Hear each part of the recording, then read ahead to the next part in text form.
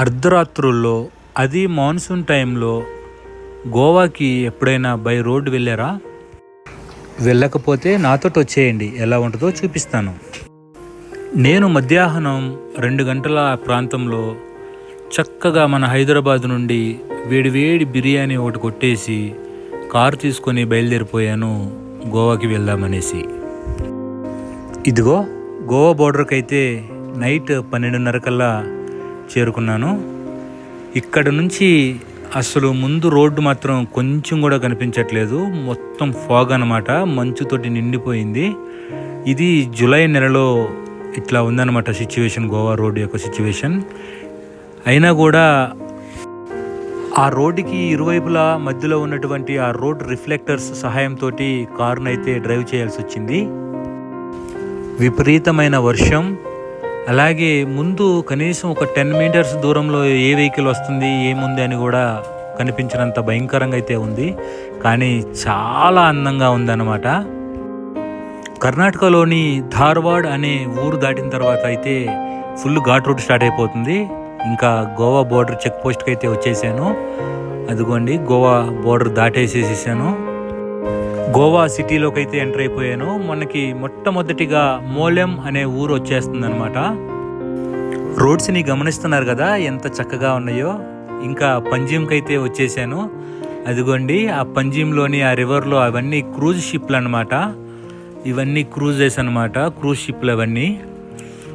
రాత్రి 2 గంటల సమయానికి నేను గోవాలోకి రీచ్ అయిపోయాను. అయినా కూడా ప్రకాశవంతంగా వెలిగిపోతూ ఉంది గోవా అంతా. అయితే ఈ గోవా రాత్రిపూట కూడా ఏమీ నిద్రపోయేటట్లయితే ఏం కనిపించట్లేదు. ఇక్కడ మనుషులు కానీ వెహికల్స్ కానీ పగలు తిరిగినట్లుగానే తిరుగుతూ ఉన్నాయి. ఇంకా డబుల్ ట్రీ బై హిల్టన్ అర్పారోలోని మన యొక్క విల్లాస్కి అయితే వచ్చేసాను. అసలు ఇంతకీ నేను ఇక్కడికి ఎందుకు వచ్చాననే విషయం అయితే చెప్పలేదు కదా. దీనికంటే ముందు రోజు నా ఫ్రెండ్స్ అందరూ కలిసి ఫ్లైట్లో ఇక్కడికైతే వచ్చేసారు. నాకు ఆ రోజు వాళ్ళతోటి రావటం వీలు పడక నెక్స్ట్ డే నేను కార్ తీసుకొని బయలుదేరాను అనమాట. చూడండి ఏ రూమ్స్ అనమాట, విల్లాస్ వచ్చేసాను. మా వాళ్ళు నెంబర్ 1గా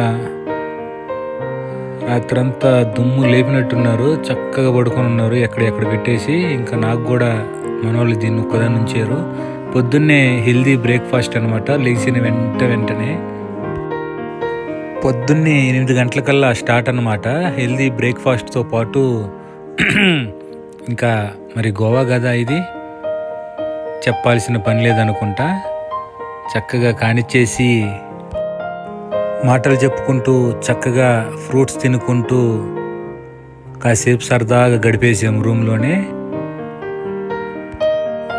ఇదిగో వీటిని వాడామన్నమాట పొద్దున్న 8 గంటలకల్లా.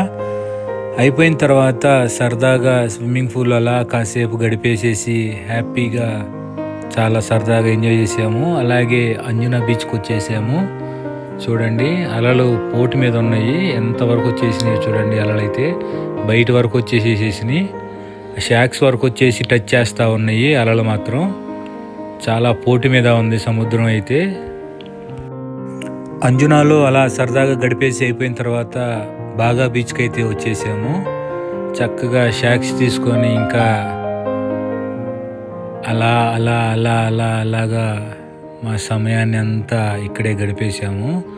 చక్కగా చైర్స్లో కూర్చొని చూడండి ఆ దూరంగా అలలు ఎంత హైట్లో కొడతా ఉన్నాయో గమనించండి. చక్కగా మన కుర్రోళ్ళందరూ నెంబర్ 1గా సముద్రాన్ని ఆస్వాదించుకుంటూ అటు ఇటు చక్కర్లు అయితే కొట్టేస్తూ ఉన్నారు. చూడండి అలలు చూడండి ఎంత హైట్లో కొడతా ఉన్నాయో.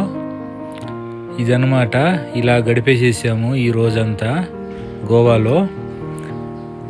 చూడండి ఇంకా పని అయిపోయిన తర్వాత మన వాళ్ళంతా ఎవడకాడు మొబైల్ పట్టుకొని, అబ్బో అసలు ఎంత బిజీగా ఉన్నారంటే ఎవరితోటి పని లేకోకుండా ఎవడ ఫోన్లో వాడు బిజీ అయిపోయారు. ఇంకా అలా సరదాగా రాత్రి అయ్యేంతవరకు బాగాలోనే గడిపేసి ఇంకా గోవా మొత్తాన్ని కారులో చుట్టేద్దామని చెప్పి బయలుదేరిపోయాము. మీరు కూడా ఇంకెందుకు ఆలస్యం, వచ్చేయకూడదా మరి?